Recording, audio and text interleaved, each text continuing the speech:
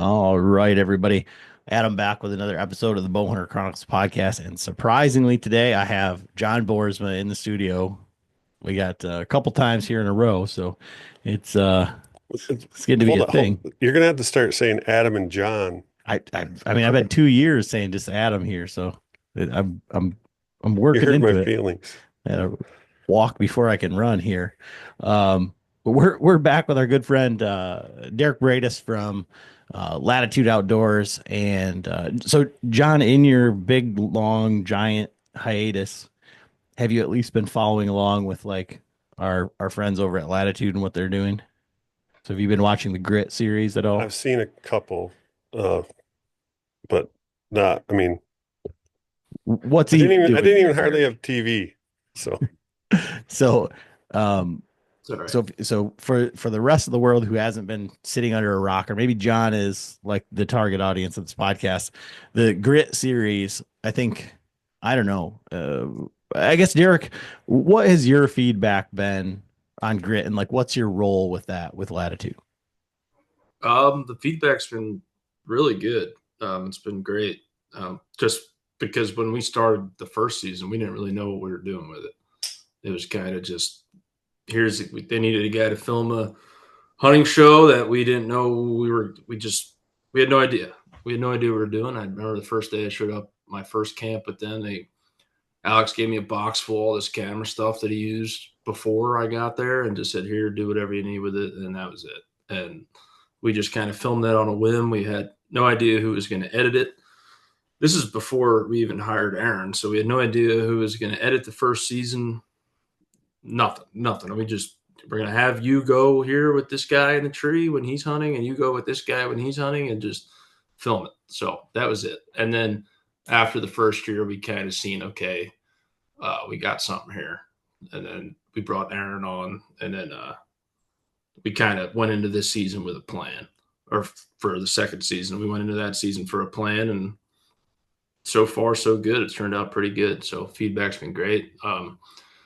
I've heard from a lot of people personally close to me, like friends like Kenny. We were talking about Kenny before you started recording. He just said it was like kind of night and day from first season to second season, and that's pretty good, I guess, because we didn't know what we were doing, and now we do, I guess. So I think that's the beauty of you guys is that it there is the whole like it's okay to not know what you're doing, even in the hunting. But like, so what is your role with Latitude? Like, what's your actual position? And then like with the Grit series, like what exactly do you do besides say we got them? yeah, I say we got them, even when we don't got them. I say that a lot.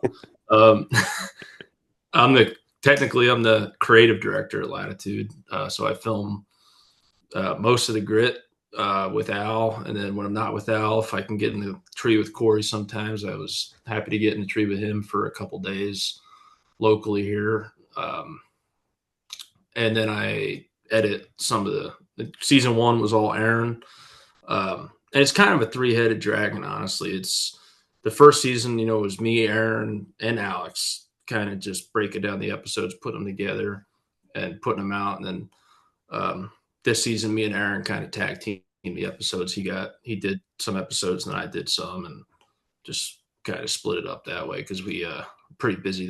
We got a lot of new products come out, so Grit's a big deal to us, but product is first. So we had all these products coming out. We had to shoot product videos, product photos, ads for those, plus the Grit, and then plus hunting.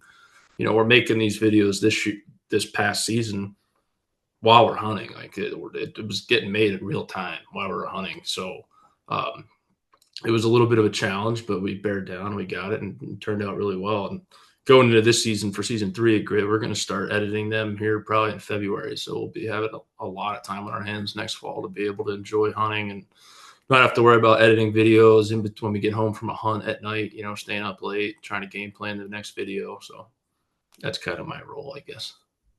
And so for you, how did that all like come about? Well, so first of all, I want to go back is like for you guys who are saying like, man, how do I recognize this guy's voice if it's not from the Grit? Like I know what he sees. Like we did an episode with him before with the Full Draw Assassins, And if you haven't listened to that episode, I would highly recommend it strictly for entertainment value. I don't know if you get anything out of it, but it's a lot of fun. Come at you from all angles. Um, Yeah. I don't know. Do you remember doing that? It seems so long ago, dear. Yeah. You know, I do remember that one. I do remember that one. Yeah, I remember that one. Yeah. So, like when this whole thing started, one of the things you said there is like you just kind of got pulled on, and they said they wanted you to do like a hunting show, and so a couple things there, like before you started with Latitude and you were filming um, some of the other stuff that you were doing for YouTube and all of that stuff. Like, do you have a film school background? Have you done any of this stuff before, or like how do you do this? Because like I said, kind of like in the open with the grit, like everybody that I talk to, like the edits, like just the whole vibe of the whole thing, the music, everything is what I feel like. And that, yeah, we're friends and I'm friends with those guys. It's cool to watch, your friends and be like, oh man, this is awesome. But like it's really, really good. And so like where did it all start for you? Like how do you just learn how to do that, right? Yeah. So I'll start where you just talked, and I'll take it back, I guess. So the hunting show part of it is like I know I said they want to start a hunt, but that wasn't. I'd look back on that now because it's a hunting show, but that wasn't even talked about really like a hunting show. It was more of I know the backstory was Corey got brought on, our marketing director. He got brought on, I think 2 or 3 months before me, and one of the first things him and Al talked about was Latitude's content and their YouTube channel because they had a great product and all that, but their media was all in house. It was like Alex and Jake going out to the park or public land filming a how-to video or something. So that was talked about, and then they talked about filming. They always film their hunts. I mean, if you watch some of their hunt stuff that they used to do on there, um, and Corey wanted to keep doing that, but he wanted to kind of elevate it a little bit to kind of it's all relationship building. That's the main point of the grit is building a relationship with the customer and the viewer. Just to who we are. We're the guys. We work for Latitude. They own Latitude, and we're running our stuff and we're running it hard. And that was really what I was told we were going to try to do, but they just didn't have anyone to do that, film it, capture it. So that's why I came on right after Corey. But before that, no, I don't have any film school. I don't have any background in any of this. I was a union carpenter in Philadelphia. Um, I don't know. I loved hunting. I hunted my whole life. And me and my buddy Kenny, who you met at the Great American Outdoor Show, we grew up together. He wanted to get back into hunting. He hunted when he was a kid, and he had a piece of property back in Pennsylvania where we lived that he had permission to hunt, a small 30-acre piece. And he said, hey, if you get me into bow hunting, start me bow hunting and get me back into hunting, show me kind of what's new and stuff, and I'll see if I can get you on that property, a fair trade. And I was like, okay, sweet.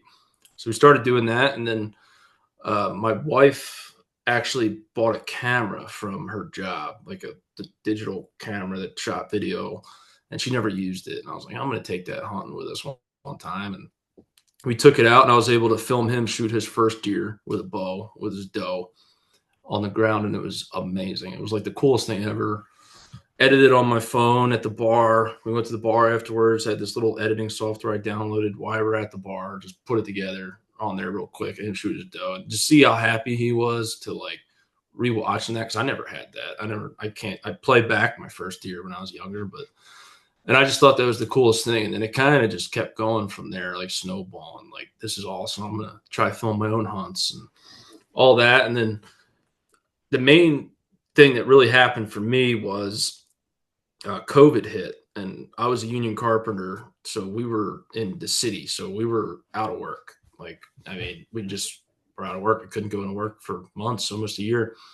So I took advantage of that time, and I was like, I'm not just going to sit on my ass all day. I'm going to learn something. And I just spent every day. I'd wake up at whatever in the morning, go over to my grandmom's house because I lived in this little 1-bedroom apartment, and I was too cheap to pay for my own Wi-Fi. So I didn't have it. So I'd go to her house, get on my laptop and just watch videos all day on YouTube on video editing and camera stuff and just trying to learn the ins and outs. I didn't know anything. And I did that every day during COVID, like the whole time. And that was probably a good year. And then when hunting season came back around, I kind of had an idea what I wanted to do with what we were doing, like filming it. So that's when I started the Full Draw Assassins page through all that time. And Kenny didn't really care too much about the filming part of it, but he's just a good friend. So he kind of just did it with me because he's seen how like excited it got me and how passionate I was. And then I wanted to move from where I lived to try to chase big deer because I was filming and it wasn't really, I don't know. I watch the shows, right? So like, I'm like, I don't see that where I'm hunting. Like, I don't see these deer. And I still don't see them out here, but I thought I would coming from where I was in Pennsylvania. So I took my wife and moved out to Ohio, and I met Colt Tyler, and Kyle lives in Indiana. I met him through Instagram. He's a very talented photographer at the time, and we just always talked about photos and stuff. And he helped me out a lot with camera stuff. And we kind of joined forces, and we all started together at Full Draw Assassins. We did that together, and I found myself filming them more than I was hunting when we came together because I was so worried about the end product that I sacrificed my hunting so they can have a camera guy because I didn't want them self filming if I was available. And then Alex reached out to me at that time about trying to saddle, and then that's how I met him. And then I went to the ATA show. I met you guys for the first time, their first ATA. Met with Alex, just kept in touch. And then from that ATA, me and Corey got close. We met at that ATA for the very first time. And we just kept in touch randomly throughout the year. And then I called Corey when I found out he got hired at Latitude and congratulated him and everything. And then it wasn't more than a month later, they posted a video or post looking for a guy that does media, wants to film hunts. And I reached out to Alex, and that was it. And it's been 3 years now, which is crazy, but that's kind of how that all started. So weird Yeah, little journey. it doesn't seem that long. Yeah, I'm glad that you said that about the like because that when you said like hunting show like when I think of hunting like Well, yeah, I feel well, but I mean that's what I yeah, mean. Like when you say that, like I feel like hunting shows are dead. Like when I yeah. think of a hunting show, it's like something that's like canned from the Outdoors channel that That's like what I thought they were. So, like when I did Full Draw Assassins, if anyone on here, the one person of all the listeners that maybe seen one of those videos knows that's how that was because that's what I grew up watching. And then I don't know what switched. I think the only reason that I don't say the only reason first season of Grit turned out that way is I was so nervous my first season of Grit because I'm like I'll never forget this. We were camping in Nebraska. It was like the second day. We had an outhouse shower. I was in the shower, and I was just like, "Holy shit!" Like I just quit my job. I'm filming these guys I don't know for a living. Like, this is what I've like thought. Like I wanted. Like it was a pipe dream that could possibly happen because I left a really good job to do this, and I was like, "This is crazy. I can't fuck this up. I'm just gonna film everything." Everything, because if I film everything, they can't say that they're missing something. And in doing that, going through the footage, making the show, we had all this extra stuff that was not. It's very unique compared to what a normal quote unquote hunting show would put out in the past, you know. And we ended up using that stuff instead of most traditional shows would just, that's not get put on. They're not going to show that stuff. And I think that was a pretty good accident that happened. And it was really just because I was scared. I was like, this is great. I'm just going to film everything. I don't want these guys looking at this footage. Like, who the hell did we just hire? What this guy doing? And that's kind of how that came about. And Alex, all of us were all friends. Like that show that is like a representation of who we are as people. well and that's one of the things that I've said like from the first season to like the current episodes or whatever. But I think it's huge that you have actually captured like these guys in real time, right? And then I feel like it's it's really kind of like bold for them and like riding like the razor's edge of like where you want to be with like putting stuff out there. Like when I just think of like there's the one episode where, and I think you guys used it like in the trailer, where it's like Jake just standing there and he's like saying something about talking about hunting with his mom or something like that. Oh, the And I first. was like, that's 100% Jake. Mhm. That's exactly who he is. And like I know that because I mean that the Mobile Expo show in Ohio, I rode down there from Grand Rapids and back, however many hours in a truck with Jake. And I spent lots of time with Jake, So like, but it's like I don't think most people would be like this is the what we want to put out or whatever. But it's just it's very much classic. Like if you want to build a relationship with these guys, you watch the show, that's who they are for real, Yeah, yeah. There's a lot of times like we'll go through footage at the end of the year, and Alex, I'm going to say Alex a lot because that's who I'm with 98% of the time, but he doesn't know I was filming half the shit. Like we're looking through it. Like he's just so used to the camera being on that he doesn't even like think about it, which is good. But they're like that, like you said, it's all candid conversations. Like it's not none of it is there's no like here say that again. Like that doesn't happen really. I mean, the only time that happens is if he's like, like saying there's a deer over there and I didn't get it, like something like that. But like the candid stuff, that's all just real time conversation stuff.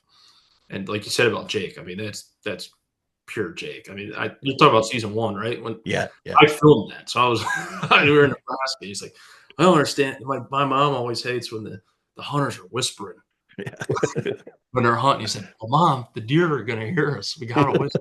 My wife does that too. She's like, I can't stand watching. They're all whispering. I'm like, well, what are they supposed to be talking like this? Like, they're hunting.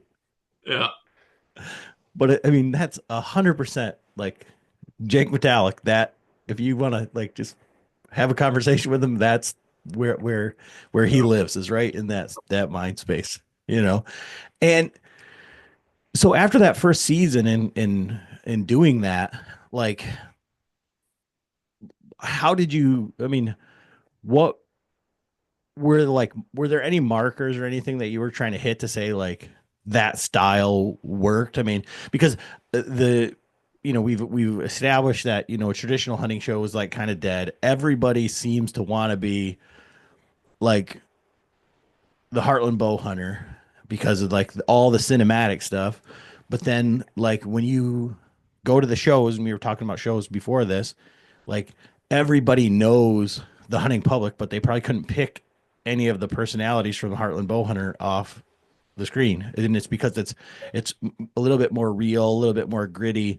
It's not as beautiful or cinematic, but and those guys seem like relatable. And I think that you guys have like melded the two, but like how did you figure out that this is working? Like uh, I I think it just I don't even know if it's the working thing because we kind of I don't know. I really it's we just didn't we wanted to just keep doing what we're doing essentially, even if the season one didn't really work that well. I mean, season two definitely, I think it's outperforming season one if you look at like a number standpoint. But we don't really. That wasn't a thing to us. It was a relationship building. The comments. What are people saying? Are people enjoying it? And we just kind of elevated that a little bit. And most of the production stuff was just because I didn't know what I was doing. And like the season one, and season two, I figured it out a little bit better. And I'm still figuring it out. But that's kind of where the meld comes in. Is like season one, we were using all different types of cameras. It was just like all over the place. I was filming Kev, Jake, Corey. It was just everybody.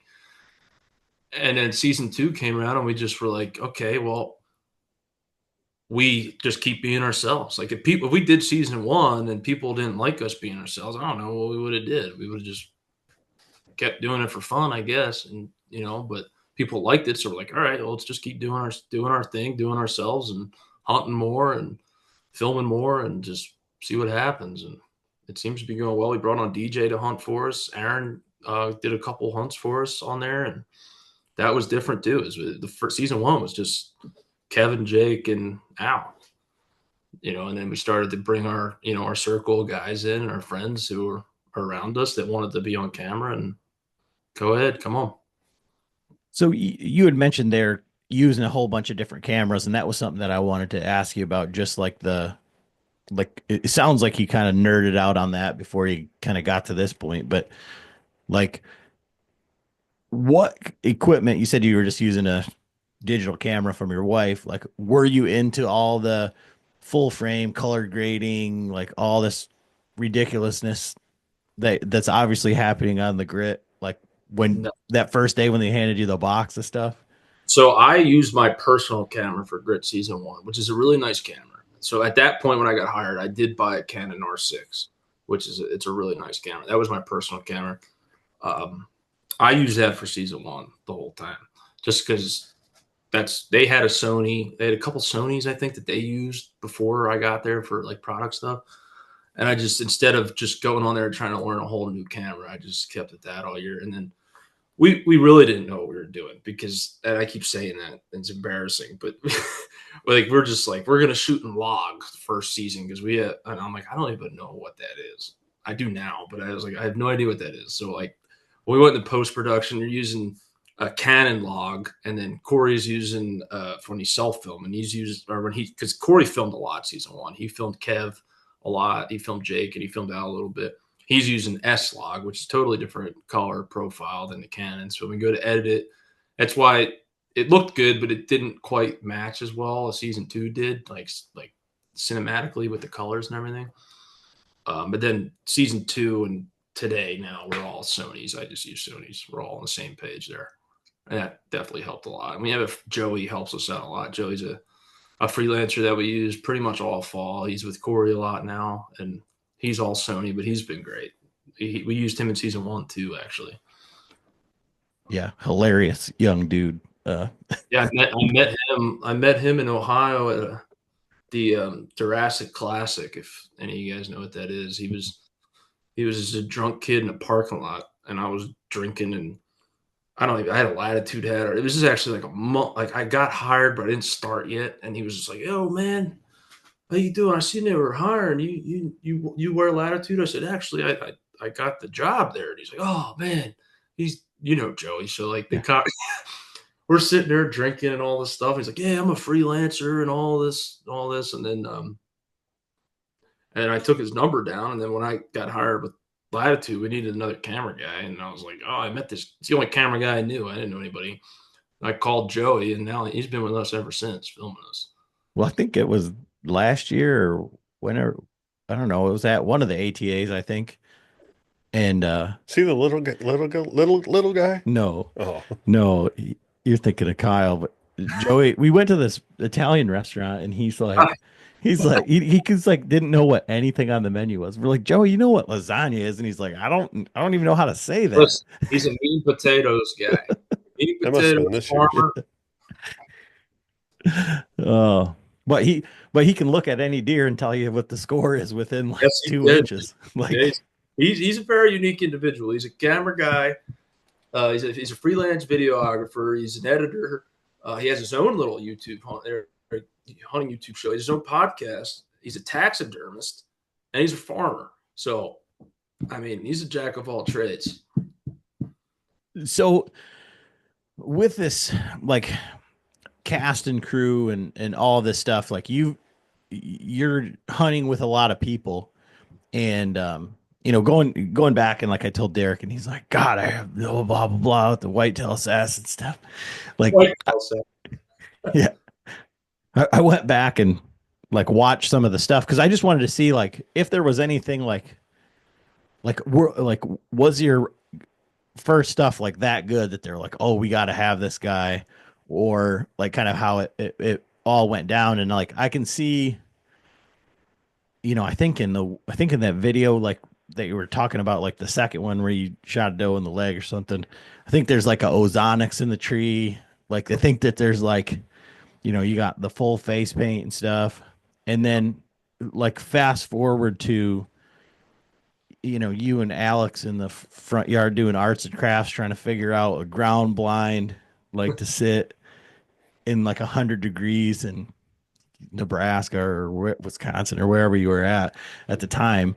Like you're getting to hunt with Alex, who, I mean, from the show, you can really see that the dude is just a killer. Like when you listen to him talking, especially like for me, like when I listen to him talk about like the way that deer use like terrain and like hill country, I'm just like I want to like listen to it like 10 times in slow motion and look at a map because you you I think for like a regular guy, you're like, I see all those same bottoms and I see all that same like terrain.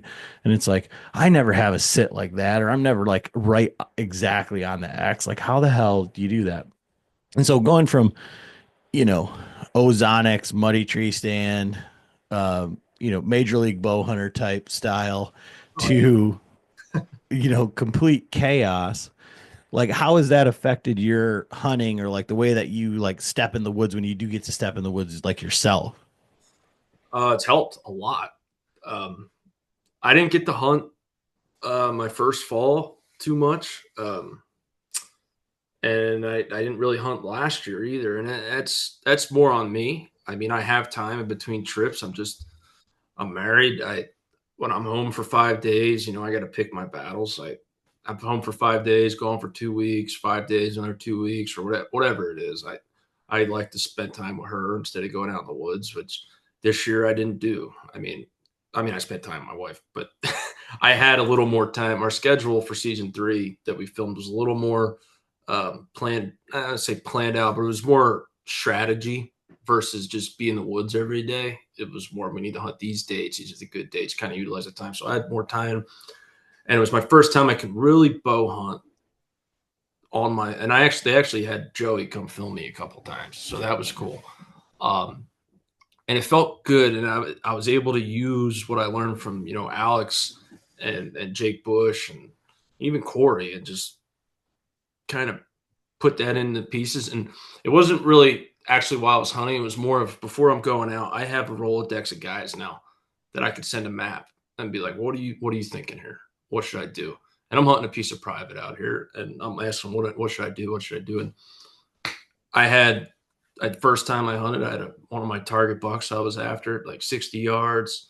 Another time I pulled back on a buck that I could have shot, and I was too patient, and it bit me in the ass. He walked away he was hitting a scrape behind a tree, and I was filming him, just watching him, thinking he was just going to keep going forward, and I was going to shoot him. And then when he was done hitting the scrape, he turned around and walked away. So I never got a shot. But it felt good to be in deer like that, because I was never really like that before. I never got into deer like that, because I always thought I didn't care where the wind was. I have that thing behind me that's blowing all this ozone I'm gonna see deer. What are you talking about? I spent $300 on this thing. It's gonna work. And when I actually started, that was my first time paying attention to wind and thermals and what time in the morning, what the thermals do in the morning versus the evening. And I have 2 guys in the tree now with Joey with me, and how that plays into account, which it really does. I've learned being with Al, and yeah, it helped me a lot. So I'm really excited for this late season and getting into the woods more next fall. But yeah, this is my first year actually being able to utilize what I learned hunting with these guys, and just the knowledge that they passed down to me, and just me observing really as I'm sitting out there. And Al, like, I mean, he knows how I hunted before, and it never, and even Jake, it never stopped them when we're out there asking my opinion on things, because they could really easily be like, this guy doesn't know what he's talking about. They know how I used to hunt, but no, they're like, what do you think about this, D-Rock? Should we do this? Should we do this? And that feels good, that they trust me to ask me those questions. And I think they know to ask me, because Alex knows I've hunted with Jake. Jake knows I've hunted with Al. So they know that I've learned things, because they're different hunters in a way, and different styles. So it feels good. Yeah. So it wasn't really until you had just said that, like at some point during that monologue there, I was realizing like how different those two hunt. Like, or is it the same? Like, because from like the outside looking in, like, and I've I've hunted the same property as Jake. Like I went down there and he's telling me how he's going to access and how long it's going to take him and when he's going to plan on getting there and what he's got to do. Yeah. And he articulates that well, like on podcasts and on the podcast he does, the In Session podcast. And then Al is rolling around in the mud, covering his face in mud from a mud puddle. And, Oh yeah, you know, he loves his mom. so, Yeah. sometimes he's wearing a sweater, sweatshirt. Sometimes it seems like you guys are just, it seems very haphazard. And so, like, for you as the camera guy, and I know that it's not, I mean, I know you guys are going in to a certain spot on a certain wind or a certain, it may not be, I think maybe that's the difference is that Jake has a spot in mind and Al probably has an area in mind. But what are the major differences like for you as a cameraman hunting with the two of them? Like, The mate, that's, I wouldn't say it's a major difference. It's more of a Al's just me and Alex because I'm starting to think like him right now. Alex calls me his second or his work wife now because I'm with him so much. I'm starting to think like Al, and which is a good thing. But it's more with Al and me. It's more of a persistence thing. Like we're just gonna hunt this piece down, and we know that. Like the first day we get in there, we might get lucky, but we know we're hunting for that 3 days from now. It's because we're not really scouting as much as Jake is. So that's the main difference. Is Jake is scouting all spring. Me and Al didn't scout one time last year anywhere. So anytime we hunted we were just hunting season. So I would say the scouting is the main difference, but the results the same. In the fall most of the time, just because of how persistent me and Al, we're just every day we're just chopping away at these places. And I will say at hunting with both of them, the main similarity that I've learned between them, but I think makes a really good hunter, in my opinion, which I've lacked when I was younger. And I don't know about you guys, is every time we wake up in the morning, they are both confident we're dragging a deer out that day. Doesn't matter. Both of them. They're both the same way. And even when I'm like, no freaking way we're shooting deer here. And I've learned now that I don't do that anymore because I've been caught off guard once or twice by like, we're not going to see nothing. And then here he comes. It's like, holy shit. All right. And I think that's what the main similarities are versus the differences is they're both so confident and not cocky or anything. It's just confidence every morning. It's like, all right, well, he's going to come down here. We're going to shoot him here. And they do that every day. Every time they step in the woods, it's full confidence. Because why else would you step in the woods if you're not confident? And I know most hunters are like that, but with them, I feel it through them. I don't know how to explain it. I feel their confidence, and I don't know if they're just doing it to make me like be in a good mood because I'm tired or something. I don't know, but yeah, the confidence is the main similarity between them. Differences, me and Al are just kind of persistent and wait till the fall and just go after them. And Jake kind of sets up a plan prior to hunting season. so do you think that both, like for a normal guy, I mean, I think that's like where we live here. And I think that that's one of the things you guys do really well is to kind of like show that you can just wing it, and still be successful.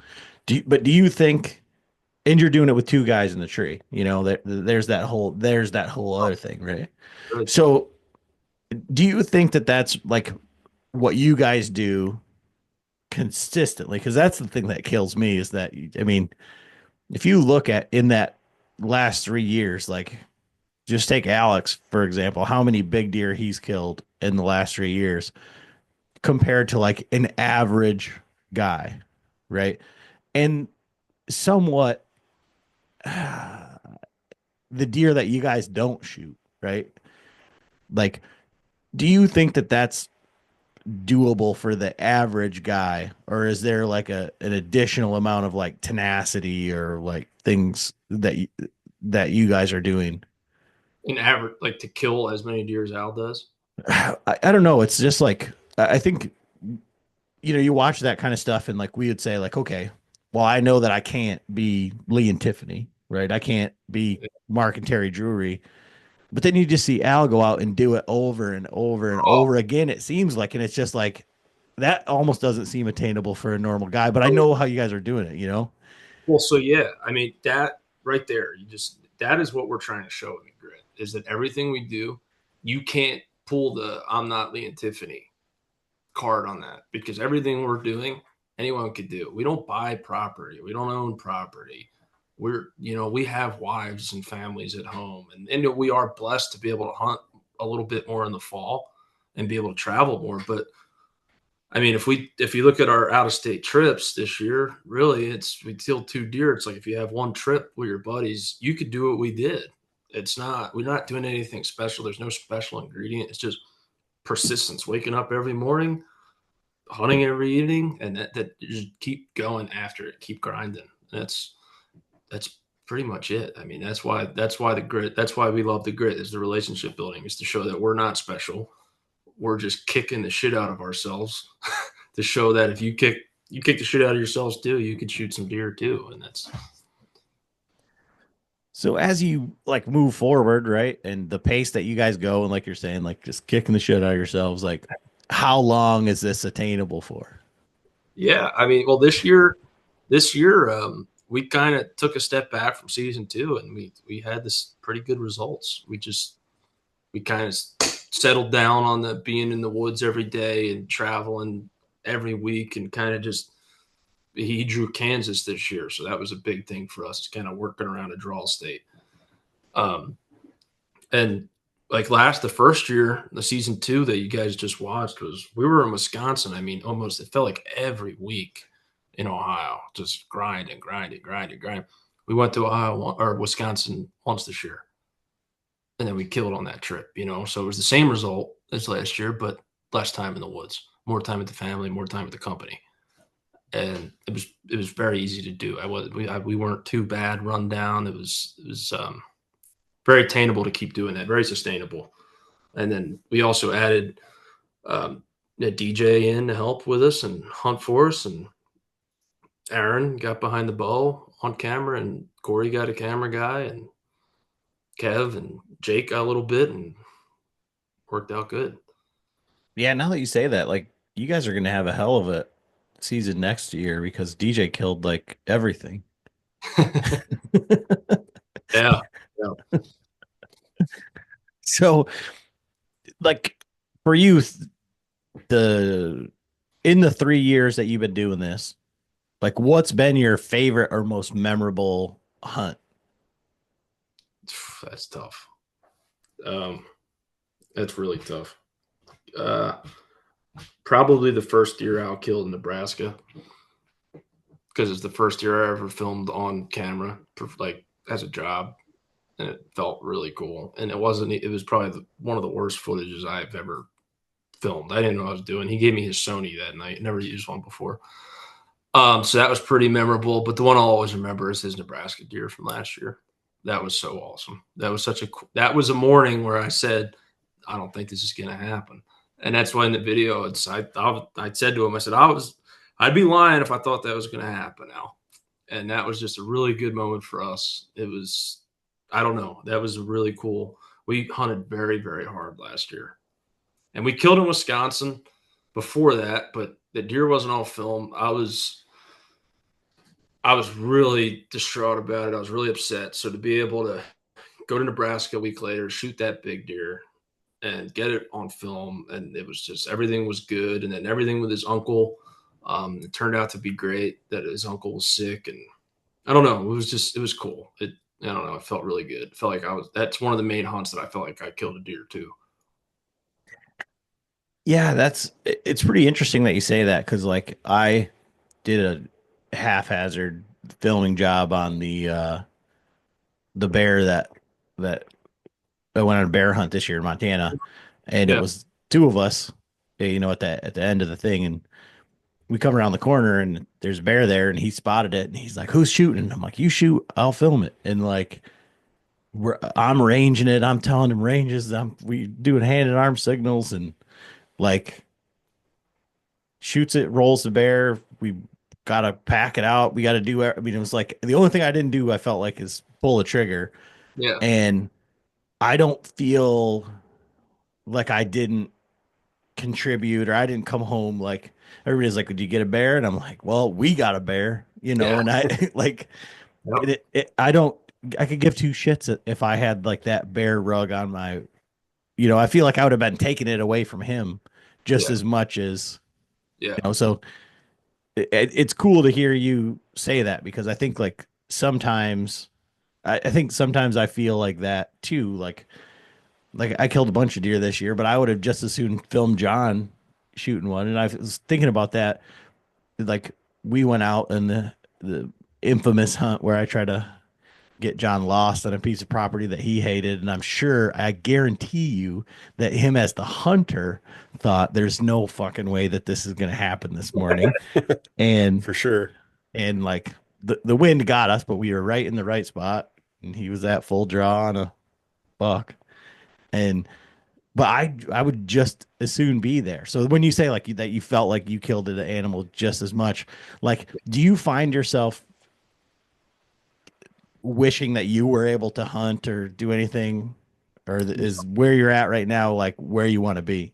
No, not at all. I'll tell you right now, I feel more upset if I get a deer or if Al shoots a deer, whoever I'm filming shoots a deer and I didn't get it on film. I feel more upset about that than if I missed with my bow. And it's because when I started filming this, I'm not doing it. It's not just for me anymore. And like Al has kids and everything. He has two daughters now, and I've grown close with them, going up there a lot. And I want them to be able to watch their dad and see that and give that memory to them. And I feel like I let them down if I didn't get a deer on film. So no, I don't get upset at all to be able. And Al's a big part of that because he is he's not an I guy. It's always a me and D Rock or we, and that makes me feel like I'm here. Like I have no choice but to know that I'm in that hunt. It's me and him. So no, no. Long story short, no. I don't ever get upset or jealous about not hunting. I get to hunt when I can, but to be able to bring that joy to them that's what I do this for. It's awesome. And now I'm kind of getting showcased a little bit in the show, so it's like, yeah, it's a partnership. It's two guys going out trying to kill a deer, one with a camera, one with a bow, and it's a little journey. It's cool. So like I seen a little clip that you don't use a camera arm, No, right? And going from your original assassins and hunting on tree stand, then going to the saddles. Did you ever use a camera arm or so just when you went to the saddles? the first year with first grit season one, I used the camera arm, and Okay. that's why I stopped using one. Just because it was, Well, like we talked about the way me and Alex hunt, we're going into a spot, we're looking at the sign, we looked at the map, we studied it. We don't know where the deer exactly coming from. We kind of have it. We're just kind of guessing that they're coming from this way. right. Setting up a camera arm traditionally is like you want to set the camera guy up to where you've been watching these deer come through, you trail cameras and stuff. We have no idea. So there was a bunch of times where deer were coming from directly behind me and Al's in front of me. So I'm happen to take the camera off the camera arm anyway, so I can completely twist. Hmm. So I went into last year and I was like, I'm just eliminating that, so I could be 100 like 360 around a tree with the camera, and you could do that with a camera arm. But I'm just so nervous about messing the hunt up for him. I don't ever want to be the reason that we blow a deer out. So I just wanted to be able to. It's right here. It's at my chest at all times, and it kind of gives it. We realized it after watching it that it kind of gives it a feel to it, like a like I don't know, it's like a real feel. Like there's shake. I'm moving, so it's like kind of like a More PO. organic. Yeah, yeah. We didn't know that was just another accident that turned out really good. It works. So when you're hunting, and this is strictly coming from like our YouTube comments. I think it was a comment when John and I were talking about hunting late season and stuff like this, and talking about like picking out a tree. And like on YouTube, one of the comments was like, "Why don't you ever ask them how they picked the tree, or like where they picked the tree?" And so I was like, "Well, I got the perfect one because they got to find two different guys in a Yeah, tree, and it's got to be the tree in the right spot. All of these things." So I know how much time it takes for me, even like with a compound, I'm taking more time, but with a longbow, like I'm standing there for 10 minutes, like which one of these is going to be it? How much time are you guys spending looking for the tree? And then what are like characteristics that you look like? Cause I can't, that you look for, cause I can't imagine, especially like in like November when the leaves are coming down and everything, trying to put in, neither one of you or Alex are small or short Yeah. men. Yeah. It takes quite a while, especially because most of the time we're hunting, we're going to that piece for the first time. We're not scouting. It's a lot of times, especially these drop in hunts we're doing. We're finding a piece on the map. It looks good.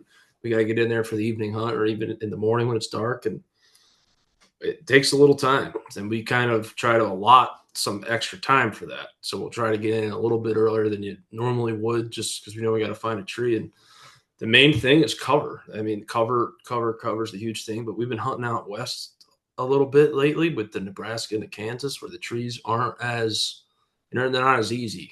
And we get ourselves in some sticky situations with trees. Like we're pretty tight, but we got to do it.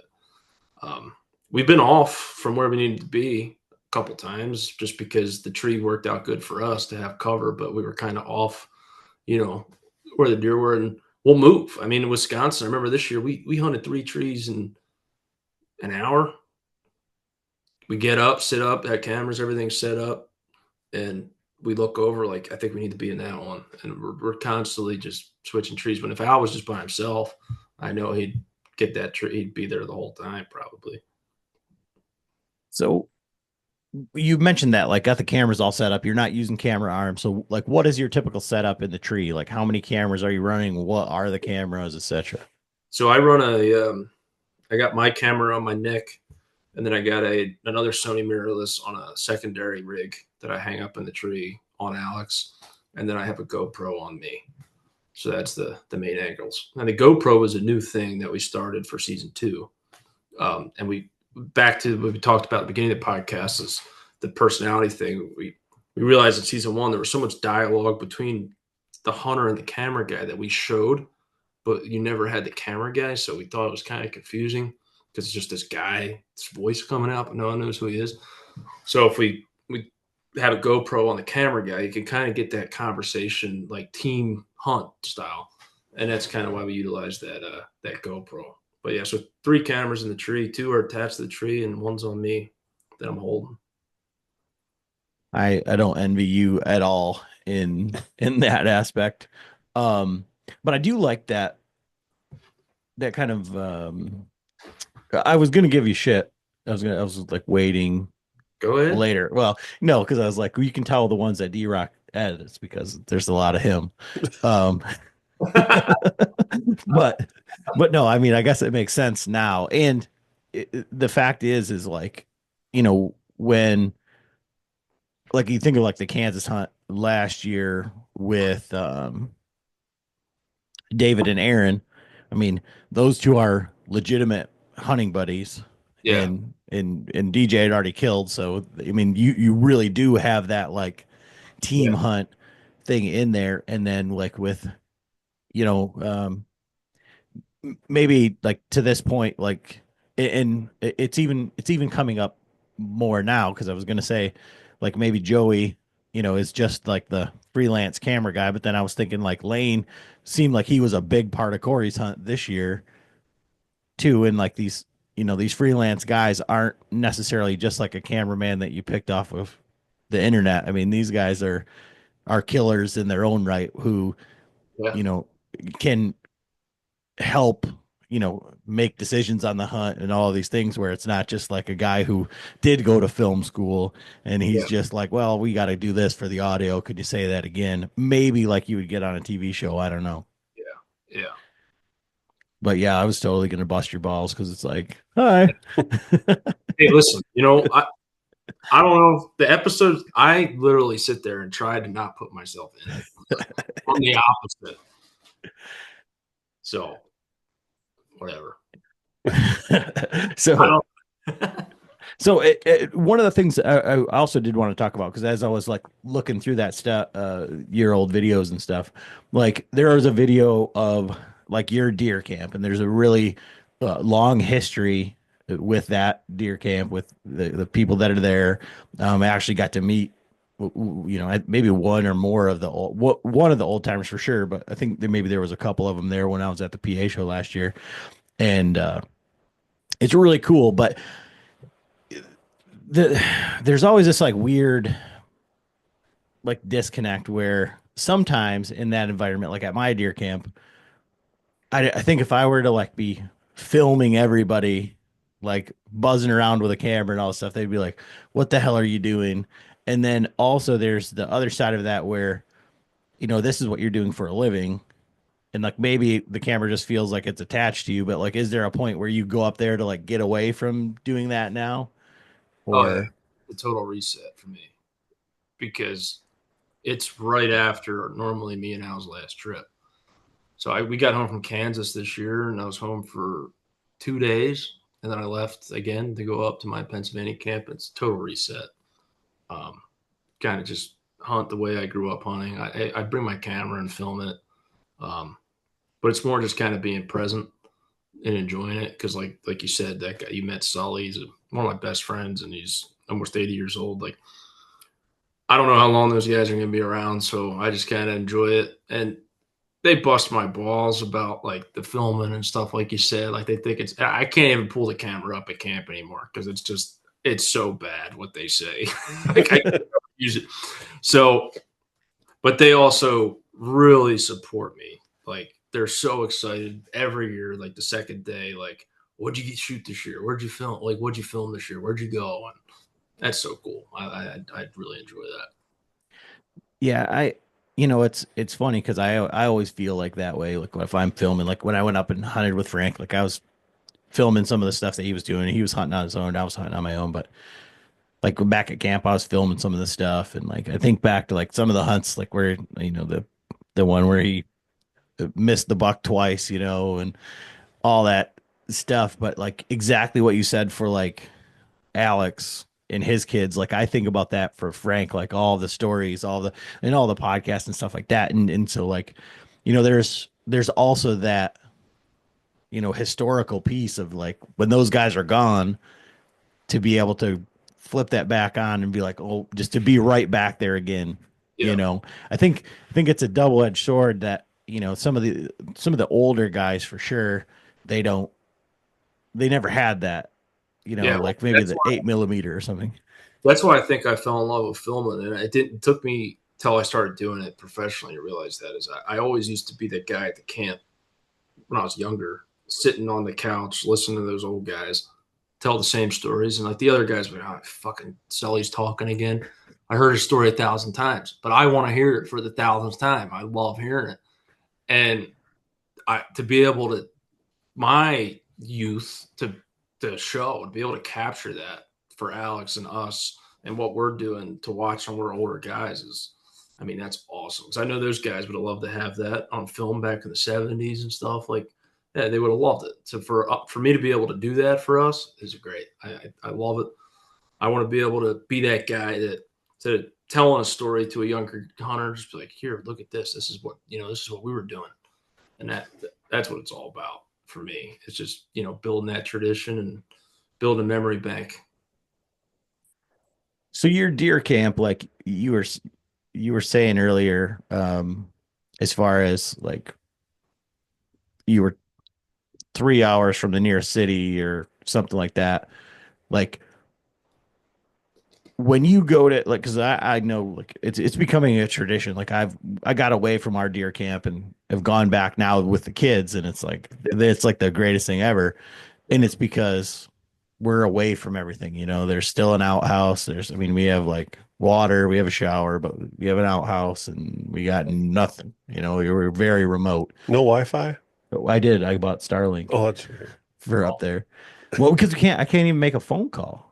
Yeah, Like, yeah. so for your camp, like, are you guys hunting public land? Is it like sometimes they have these like hunt clubs, and then like what is I guess the vibe in camp? Because I mean you're going from like I don't think Alex is really like, yeah, he's, like I can hear Aaron in my head saying like, oh, he's got weak twos, like blah, blah, blah, blah. I don't think Al's saying that, but he just gets a feeling. Yeah. And Jake's like, that's not the one, like, there's a bigger one that beds here. He only beds here like on Thursdays. Like, It's, like to go up there, like, what's the vibe? so we're hunting. It's our house. It's the original owners bought it back in the I want to say the early '70s, and a lot of the owners are dead now, and their sons have it. But we have about like 120 acres behind the house that we hunt, and it's 6 of us hunt there. We rarely shoot deer, like at all. I mean, I shot a couple good bucks up there with the rifle just by pure luck. Um, but I will say, since I used to be like those guys, but now that I'm running around with Alex and Jake, when I hear these guys talking about like the deer hunting, sometimes I kind of just put the zipper on, just let them go. They know they're just like, yeah, it's too cold out there. They don't worry about the wind. They're smoking cigarettes in the tree stand and all this shit. And they're like, I don't know, I didn't see nothing today. I don't know why. And I'm just like, all right, yeah, just the old school method. And I just let them do it because I can't really say shit because they've been doing it their whole lives and they've shot deer. So it's like maybe they're right. I don't know, but it is hard. It is kind of hard hunting with like Alex and Jake, or like talking about thermals and all this stuff. And I go up there, these guys are just riding a quad, parking it right underneath their stand, sitting there, lighting a cigarette and hunting. I feel like you just described like 90% of Michigan deer camps. So, I mean, it's very relatable. I love it. I absolutely love it because I used to be like that before I like started hunting the way I do now. And it's kind of funny to see because it's old school, man. It's hunting in the purest form, I call it. Just who cares? I think that who cares attitude, like, I think that's like, I think that's the toughest thing that I like balance with is like, like you said, like you just like shut your mouth. Like, and I think that's why I got away from hunting up there because it was like, they were just, I was hunting differently Yes. with different levels of success, or like seeing deer and not killing deer because it wasn't the deer that I wanted to kill. You should see me wake up and walk through the kitchen in the morning with my knee pads on. You should get for that. Oh, yeah, especially meeting Sully. Like, I can't imagine. But I don't know. It's just like I could only like listen to it for so long about like complaining that we're not getting any deer. Yeah, like that's the hardest part of the whole thing. And they don't want to hear it from you, like, no, because I'm young. Like, right. We always killed deer up here. Like the hunting used to be way better. Like there's just too many hunters. There's too many wolves. There's too many this. There's too many. The best is we broke that buck pole 3 times back then. We broke the buck pole, all bucks too. I'm like, yeah, that was before the antler restrictions though. We would have did that this year too. And they're like, well, no. There was some 301 sides up there. Oh man. So for like you, and like you said you were a professional. When I did this professional, I say you get paid for it. Professional is a big word. I do it. I don't know. You're always setting me up, Adam. You make me look bad. Come on. Oh no! Like I said, you guys, like, it's funny because like when I would, because I don't know. I think I've known Aaron longer than I've known you, but I was texting Aaron and I was like, man, the grit was freaking great. And he's like, I didn't have anything to do with that episode. That was all D-Rock. And I was like, holy shit. Like, and not that I didn't think that you would do that, but like, that was his job. Like, he worked on like the Discovery Channel and shit. Yeah. So I thought when you guys brought on Aaron, it would be more of like, to whip this thing into shape, right? Like, I don't know. And so I text him and he's like, yeah, that was all D-Rock. And I'm like, holy shit. Like, that's what I text you. I'm like, it's the best thing on YouTube. Like, it's, for me, like I said, it's cool to be able to see my friends, but Yeah. it's the realest thing that you're gonna see, I think, um, out there. And then, like I said, it's that meld of the cinematography is night and day from anything that has that level of I don't want to call it like chaos, whatever. That doesn't have it. Maybe you do. That style hunting. Yeah, Just well, but like I say, maybe you do, but I don't think that you go out there with a shot list and we're like, all right, we got to get the knee pad, we got to get the this, we got to get the this, I don't think I don't. It doesn't read that way, and so I think you probably just hit it on the head by saying like, well, I just filmed everything, and then I can't imagine what the editing time looks like because well, I've learned the first time was bad, but now I kind of know what I have to get, but it's hard though. Like I'm not gonna sugarcoat it, and I'm not saying it's hard. I'm not trying to make it sound like I'm doing something special, but it is hard to try to get that cinematic, like beautiful feel. But we're running. I'm rarely telling Al like, "Hey, slow down. I got to get this shot." Like that's not happening. The whole goal, and we got Joey, and if we ever bring any other freelancers on, and like we had Lane come help us, like they asked me like, "What do you need? What are we doing?" I'm like, film everything you can. Don't interrupt his hunt. That's kind of how like I don't want to. Al's mind is focusing on getting us a deer. That's it. I don't want him focused on anything else. I don't want to have to stop him. I don't want to have, and it's my job to make it look good, and that's kind of how it works. yeah, you're doing a hell of a job.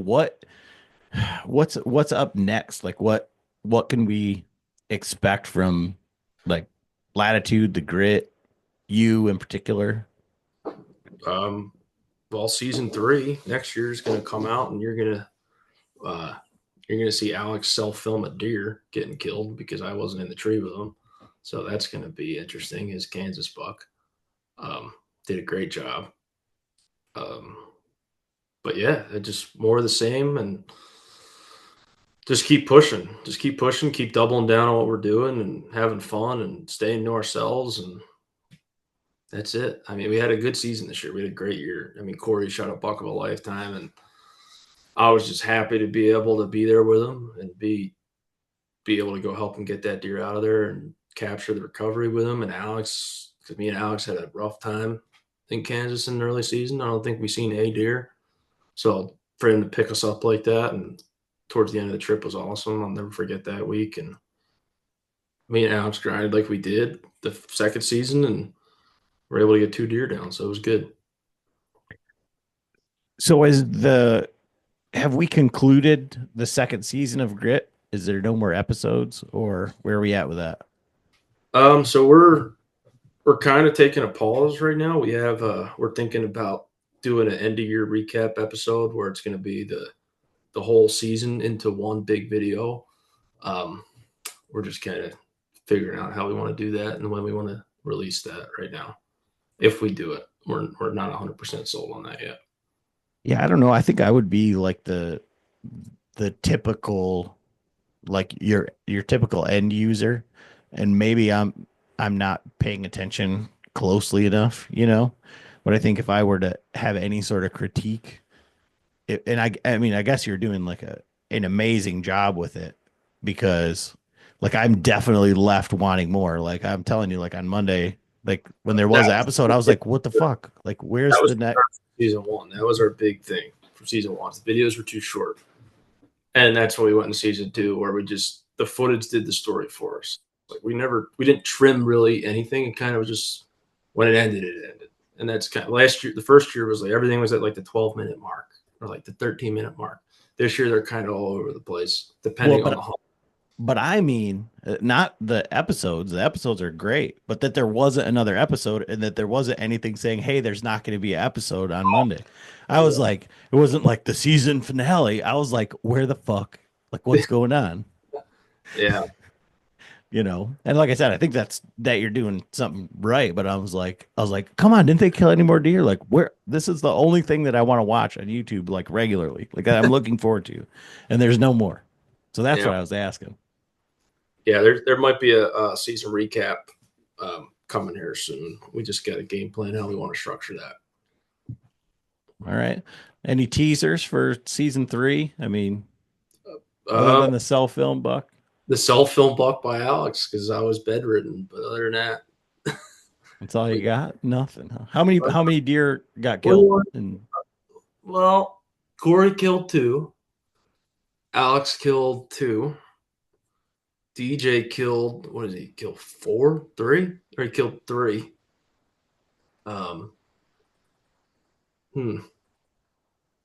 I had a couple encounters that are gonna be pretty good. And yeah, that's all I can think of right now. Yeah. all right. Yeah, third deer that got killed. Good deer though. Corey's deer was, I don't want to add inches to it, but I think it was, I can't think it was like one, I think it was 190. It was right there. And then an Al's deer was a stud in Kansas, and his Wisconsin deer was a really good deer. So that was a good year. It always seems like that too. For me and Al, like beginning of the season, we're kind of, we're like, shit, we haven't shot anything. We haven't really struggled a little bit. And then the last 2 years, it's kind of, we hit that window of like the October 20th, and then we kind of turn it on real quick at the end of the year. And that kind of just aligns with our style of hunting though, too, just getting in the woods. Well, and you're getting into the best time of year as far as like the rut hunting. And I think, it's wild to talk to like even just to like see the. Oh, Jake Bush's 8-pointer. I can't forget that. Yes. His big 8-pointer, sure. But the differences in like the styles, like you got like Jake Bush and Greg Litzinger, who those guys would be like, I hate the rut. Like I want to hunt deer from their bed to me. Like as soon as the rut happens, like I hate it. Like anybody can kill a deer. But Greg will tell you he's like, I suck as a rut hunter because I don't even know what to do. Whereas I feel like for me and for like that style of hunting that you and Al are doing, it's like we just got to find where the deer are, and in 3 days we'll get on something, And I think that's the real fun part.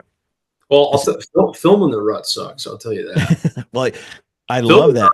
Brutal, because these deer are just running. And it's like I told Al this year, I was like, I figured out a new method. So if there are any camera guys out there, when in doubt, pull it out. I know you probably heard that before in other things growing up. But when in doubt, pull it out. Don't try to get tight on a deer that's running 100 miles an hour because you're going to miss everything. Just pull it out, hit record, and let it go. Well, I love that clip that you have up. Like, I don't know if it's for the ad or just it was like one of the reels that you have where you're just like back and forth, back and forth. Like, I got him. I'm not on him. I'm on him. I'm not. I'm like, yeah, I think that's exactly running, man. It's hard. It's tough. Pull and focus through. It's tough. Early season's kind of a little easier for that because they're kind of just milling around doing their thing. So where are you at with like